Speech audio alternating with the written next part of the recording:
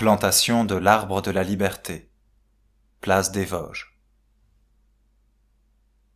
C'est avec joie que je me rends à l'appel de mes concitoyens, et que je viens saluer au milieu d'eux les espérances d'émancipation, d'ordre et de paix qui vont germer, mêlées aux racines de cet arbre de la liberté. C'est un beau et vrai symbole pour la liberté qu'un arbre. La liberté a ses racines dans le cœur du peuple, comme l'arbre dans le cœur de la terre. Comme l'arbre, elle élève et déploie ses rameaux dans le ciel. Comme l'arbre, elle grandit sans cesse et couvre les générations de son ombre. Acclamation.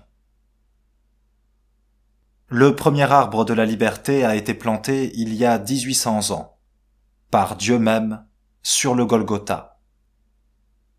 Acclamation. Le premier arbre de la liberté, c'est cette croix sur laquelle Jésus-Christ s'est offert en sacrifice pour la liberté, l'égalité et la fraternité du genre humain. Bravo et longs applaudissements. La signification de cet arbre n'a point changé depuis 18 siècles. Seulement, ne l'oublions pas, à temps nouveau, devoir nouveau. La révolution que nos pères ont faite il y a 60 ans a été grande par la guerre. La révolution que vous faites aujourd'hui doit être grande par la paix. La première a détruit, la seconde doit organiser. L'œuvre d'organisation est le complément nécessaire de l'œuvre de destruction. C'est là ce qui rattache intimement 1848 à 1789.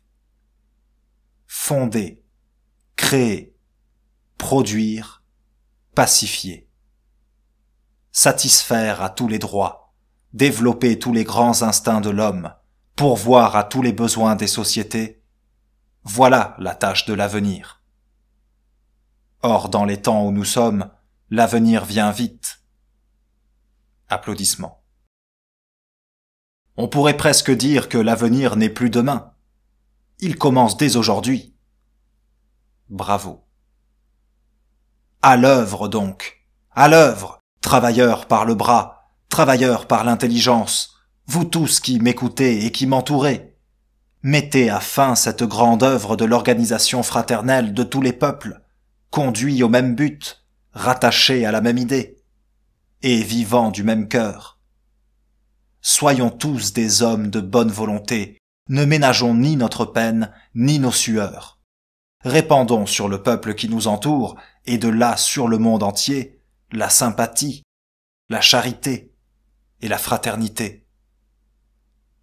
Depuis 3 siècles, le monde imite la France. Depuis 3 siècles, la France est la première des nations. Et savez-vous ce que veut dire ce mot, la première des nations? Ce mot veut dire la plus grande.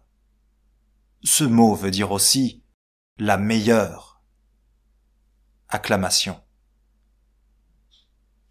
Mes amis, mes frères, mes concitoyens, établissons dans le monde entier, par la grandeur de nos exemples, l'empire de nos idées. Que chaque nation soit heureuse et fière de ressembler à la France.